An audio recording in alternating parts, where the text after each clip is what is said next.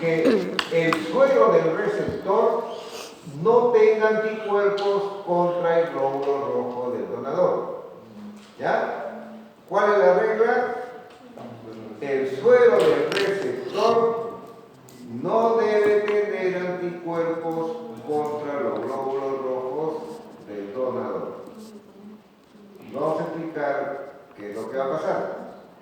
Bien, a ver, el grupo A, ¿qué antígeno tiene? ¿Y qué anticuerpo?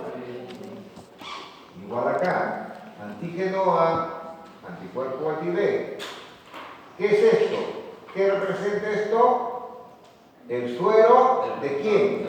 Del receptor con el glóbulo rojo del donador. ¿Hay reacción antígeno-anticuerpo? No. Por lo tanto, compatible. Por eso es la compatibilidad. Bien. Y por ejemplo, en el caso de, acá es compatible. Una persona del grupo A le va a dar sangre a una del grupo B. De nuevo, ya lo conocemos. Acá el grupo B, antígeno B, anti-A. ¿Qué representa esto? El suero del receptor contra los glóbulos rojos del donador. ¿Hay reacción antígeno-anticuerpo? Sí, incompatible. Por eso se establece la incompatibilidad. Muy bien. Entonces, ¿y los anticuerpos matan? No. ¿Y por qué se produce la reacción de hipersensibilidad? Acá en este caso.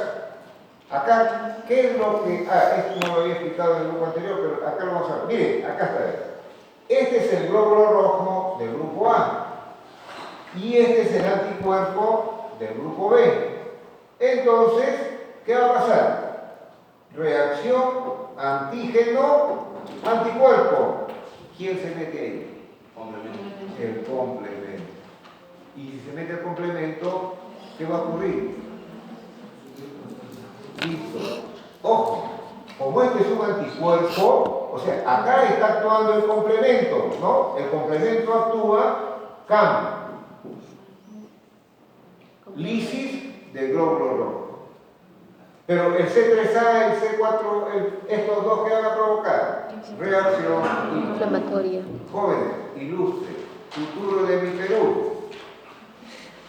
Pero acá tenemos FC. ¿Quién tiene receptores para FC? Igual todos estos de acá. Entonces la persona, ¿por qué muere? Si es que muere. Por la reacción inflamatoria.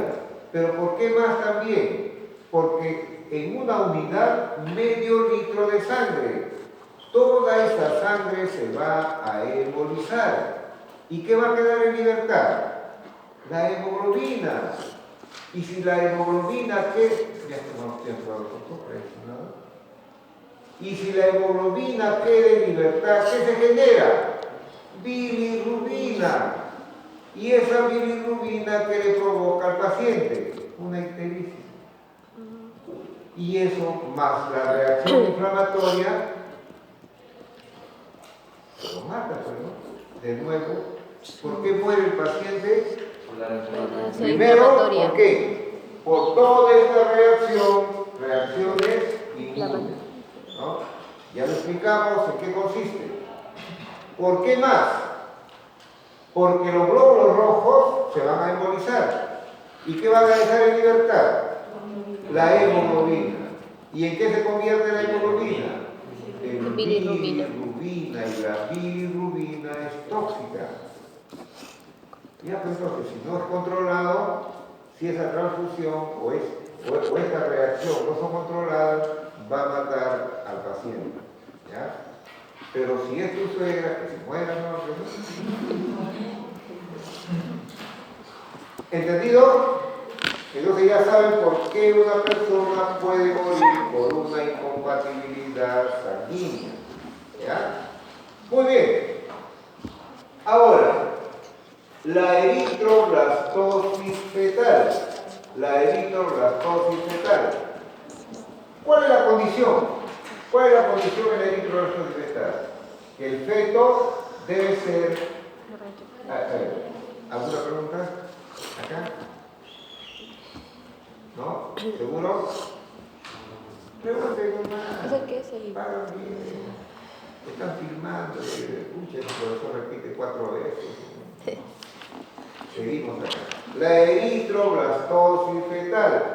¿Cuál es la condición? Que el feto, perdón, que el feto sea RH positivo y la madre RH negativo. Primer embarazo. ¿Pasa algo? No. No pasa. ¿Por qué? Porque aún no reconoce sus anticuerpos. Aquí le hablas. A ver, usted está hablando. Ya está viendo su carcasita ya. Y todavía. ¿Me acepta una bromita? ¿Sí? ¿No tiene quien le frote su pechito? No tengo. Bien, ¿qué estamos hablando? ¿Por qué? ¿Por qué no pasa nada? A ver, uno solo. ¿Por qué no pasa nada? ¿Usted ha dicho, usted ha contestado? Ya, a ver, ¿usted ha contestado? Tampoco. Ella ha contestado. A ver.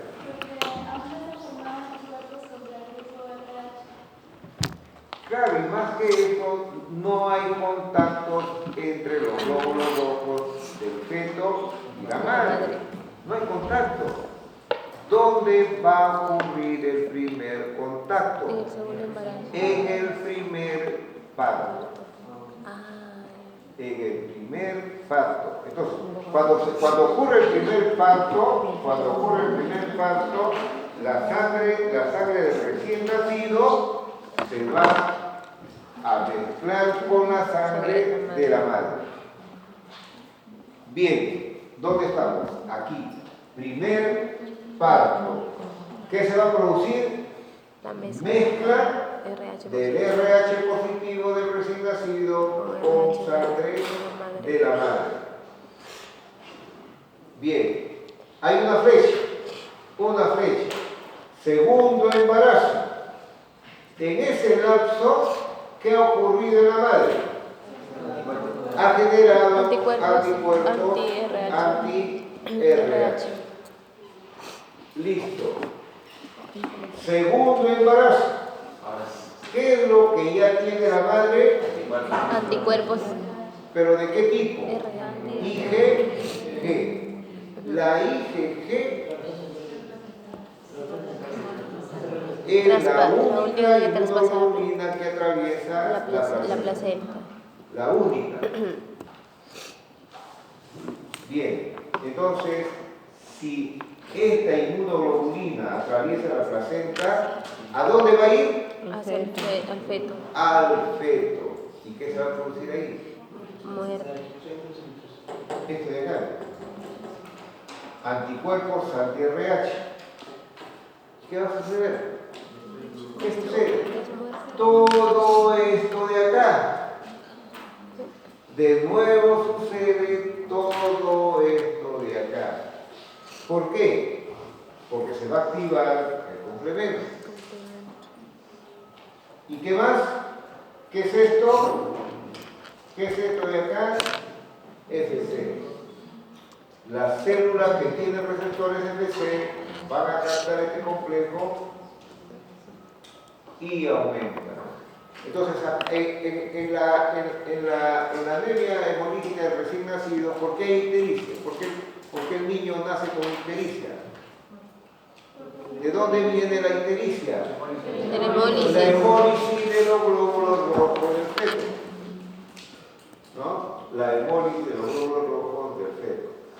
Hay casos donde recién nacidos nacen con ictericia, pero en ningún caso se reporta como que incompatibilidad con el RH, ¿no? Sino que sucede lo mismo también en este caso, por ejemplo, si este es del grupo A y del grupo B. ¿cómo es que el feto puede nacer entonces con ictericia? Porque en algún momento del embarazo ¿Se mezcló? lesiones, alguna infección, ¿no? ¿Qué sé yo, no? Entonces hay una combinación y eso hace que algunos niños nazcan con ictericia, ¿no? Nazcan con ictericia. Bien, ¿qué más? ¿Alguna pregunta? Ya terminamos la del tipo 2. Vamos a ver ahora del tipo 3. En realidad es casi lo mismo, ¿no? Son las dianas, ¿no? Las dianas. Aquí, en la 1, ¿cuál es la diana? ¿Cuál es la diana en la 1? Los mastocitos. En la 2, ¿cuál es la diana?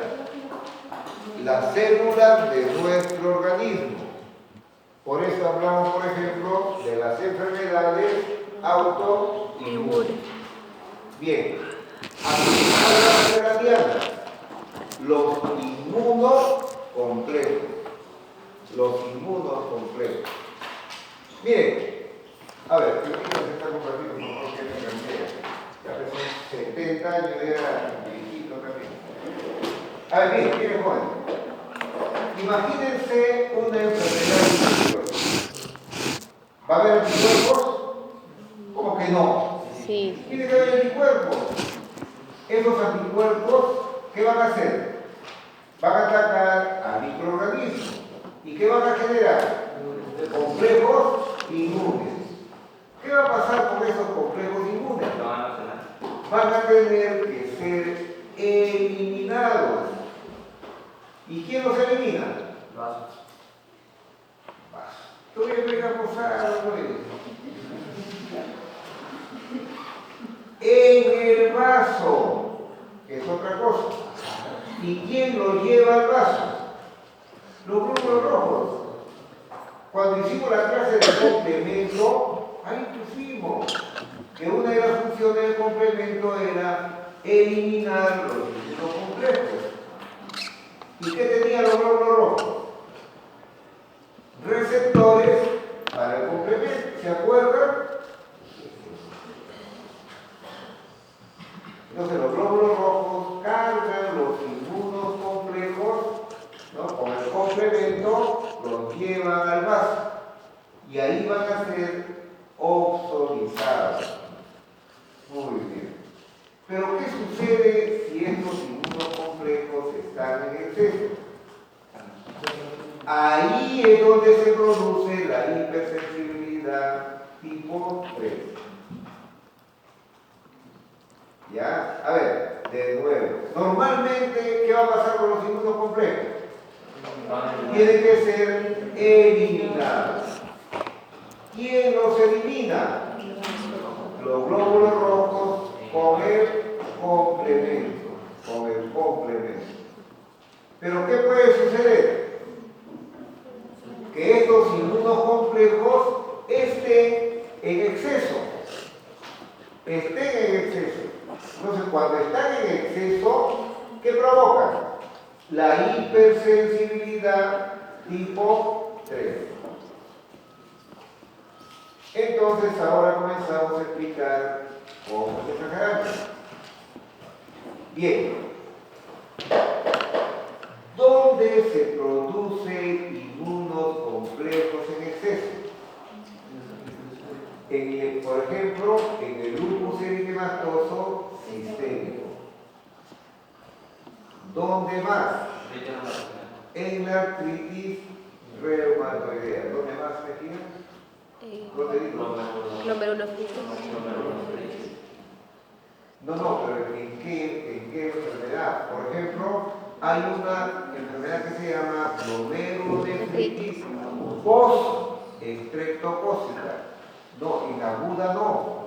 En aguda es ataque directo de la bacteria.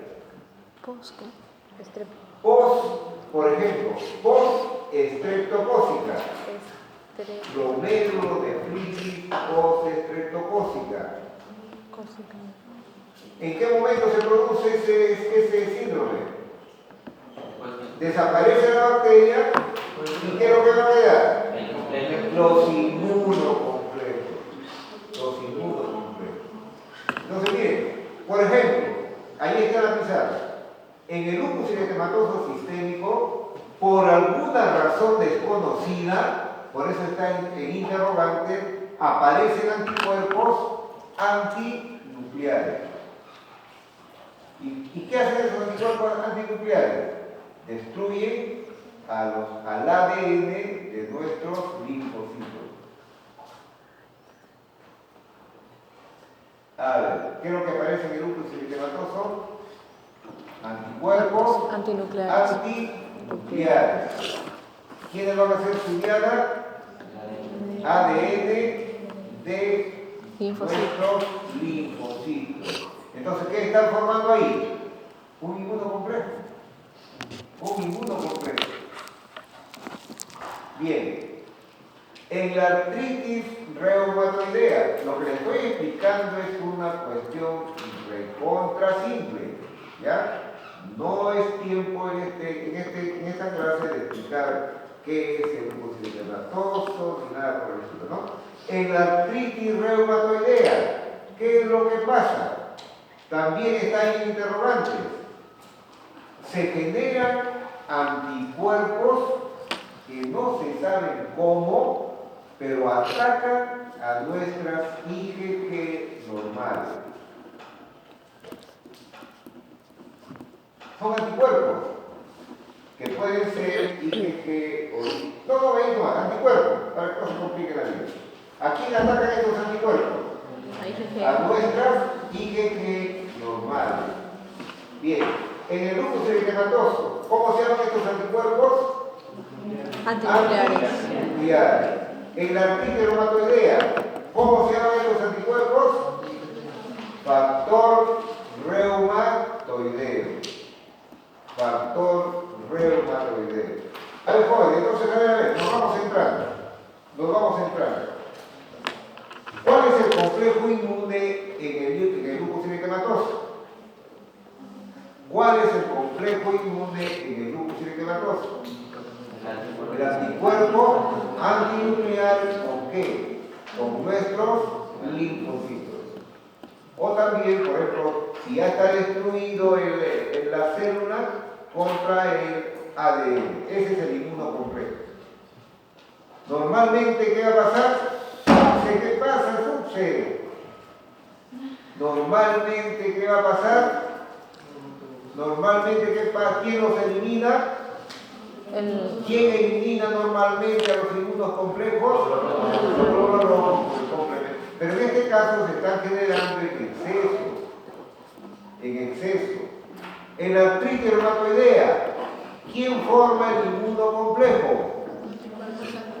El factor reumatoideo con una inmunoglobulina G. Bien. ¿Dónde se deposita? Porque están que se pasean por la sangre. Están que se pasean por la sangre. Y están preguntándose, oye, ¿dónde vamos? ¿No? Entonces, ¿a dónde van? ¿Cuál es su diana preferida? El endotelio vascular. ¿Cuál es otra diana preferida? El glomérulo, el glomérulo. ¿Cuál es otra diana preferida para la artritis reumatoidea? Las articulaciones. Miren, ¿cómo es su compañera, no? Como en mi época siempre decía la propaganda, ¿no? Hace lavando, yo descansando. Articulaciones. ¿Y qué era un detergente? ¿No? Era un detergente, ponía su ropa con el detergente y se iba. Listo, ¿no? Oye, ¿qué no estás lavando? No.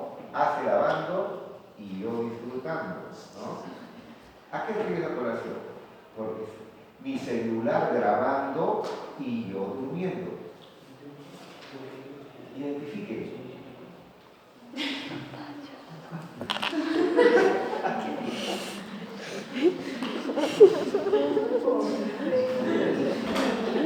Qué roche, ¿no?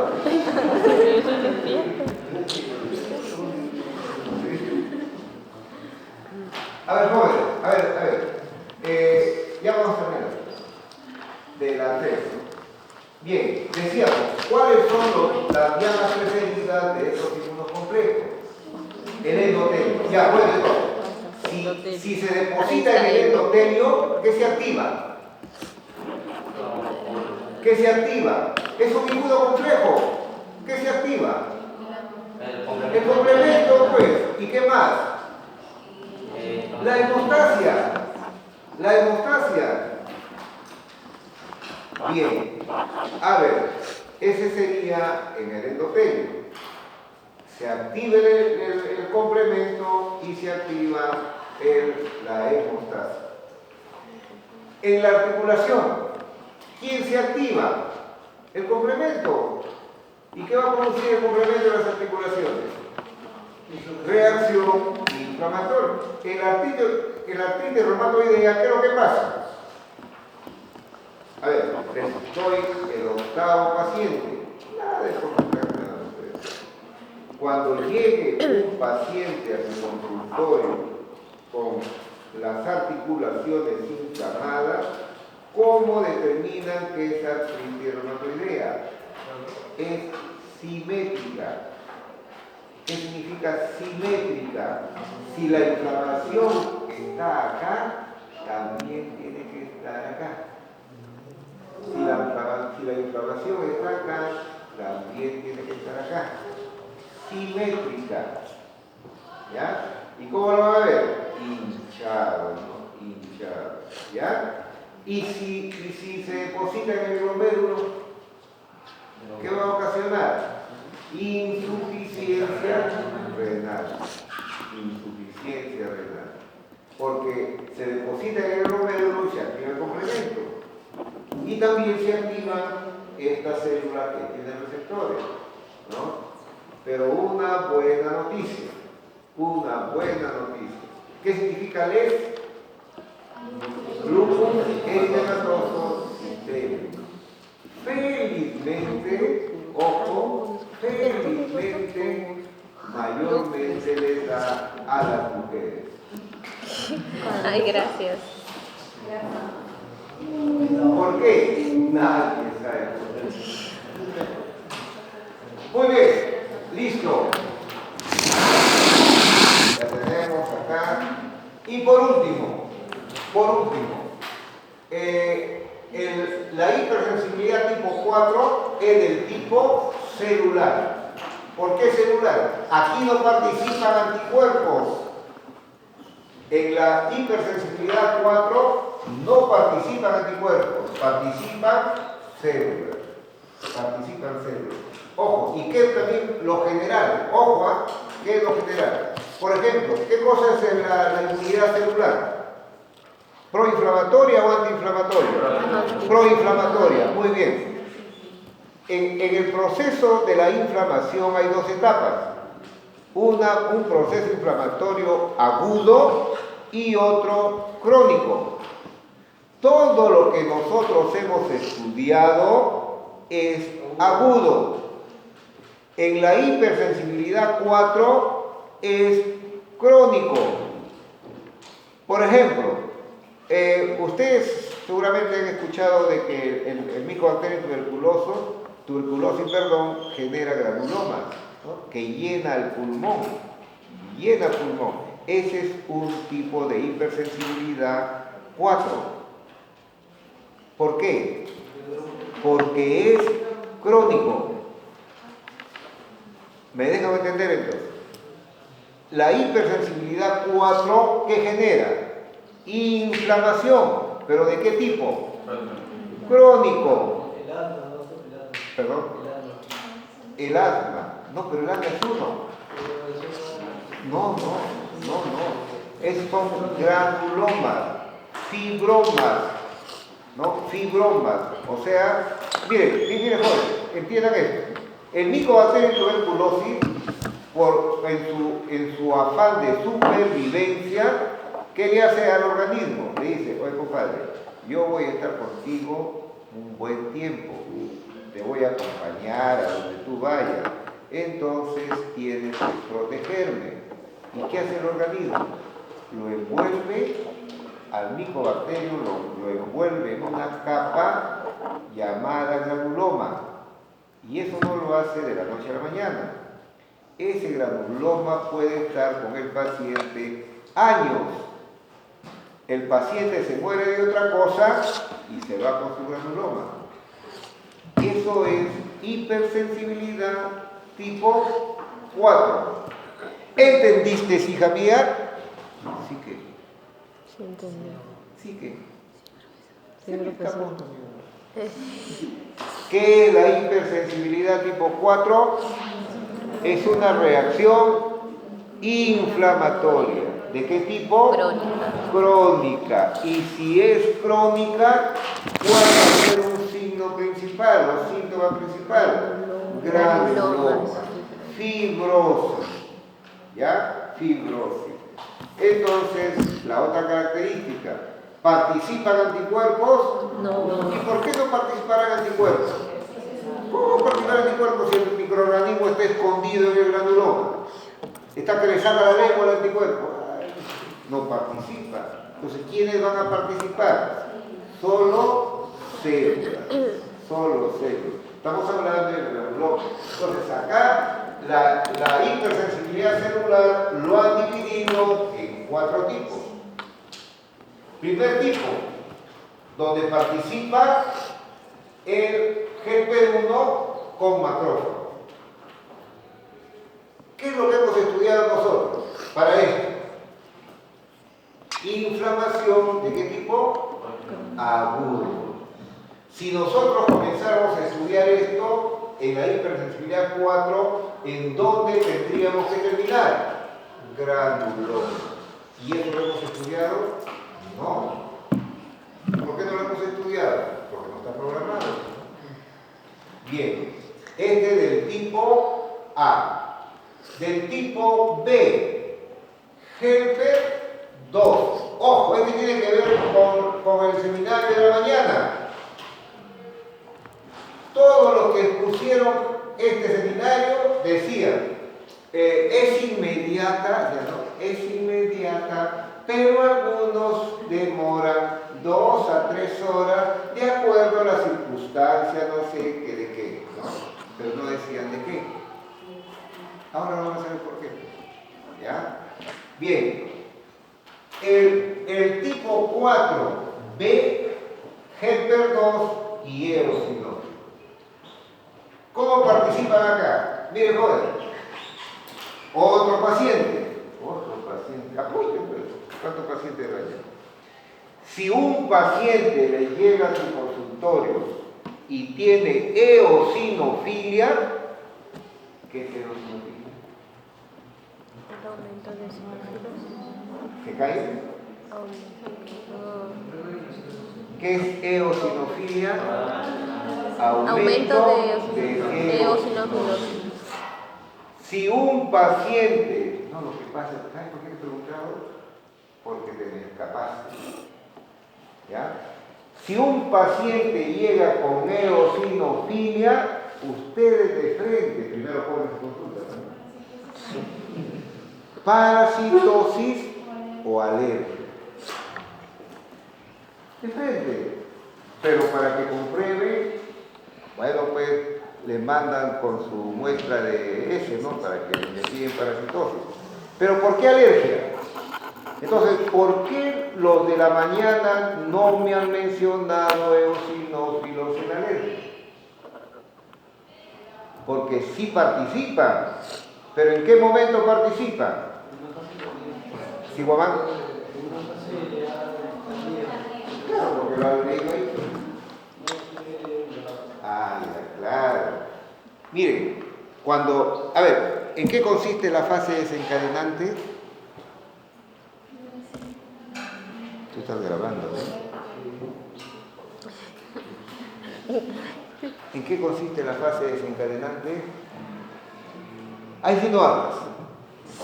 ¿En qué consiste la fase desencadenante?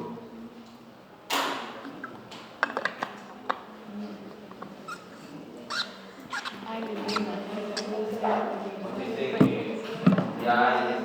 ya se ha formado una urina. Ya está en el mastocito. Entra el alergeno por segunda vez. O sea, la fase desencadenante es cuando el alergeno ya entra por segunda vez y hay una globulina E expuesta a nivel sanguíneo, entonces la respuesta va a ser más violenta porque ya se había formado. Está en el mastocito. Claro. Entonces, al el geno choca con la inmunoglobulina E, se activa el mastocito y se liberan las histaminas. ¿No? ¿Y qué va a producir la histamina? Vasodilatación. Todo eso, ¿no? Miren, y como quieren más, quieren sangre, no es suficiente. No, pero mira, pobrecito. No, se genera interleucina 5. Interleucina, ¿qué es la interleucina 5? Para eosinófilos. Entonces, después que se produce la primera acción, se produce interleucina 5. ¿Y qué hace la interleucina 5? Atrae a los eosinófilos. ¿Dónde es quimiotáctica? Quimiotáctica. También puede ser hematopoyética. Lo cierto está que pero para eosinófilos, lo cierto está que la interleucina 5, ¿qué es lo que hace? Atrae a los eosinófilos, y por eso la eosinofilia. ¿Ya? Atrae a los eosinófilos y yo le he hecho la clase. Los eosinófilos tienen gránulos que contienen enzimas tóxicas y eso aumenta la inflamación. ¿Y qué efecto van a tener? Es una respuesta, miren, tardía. ¿Ya? Una respuesta tardía. Entonces, la alergia tiene dos tipos de respuestas. Inmediata. Respuesta inmediata, ¿mediada por quién? Los mastocitos. Y una respuesta tardía, ¿mediada por quién? Por los eosinófilos. Qué bacán, ¿no? Y por último, la 4 del tipo, la C es donde participan los T citotóxicos. Y apenas saben, ¿no? ¿Qué hacen las proteínas? Necrosis. Mirando. Y la D participan los neutrófilos. Recuerden, los neutrófilos son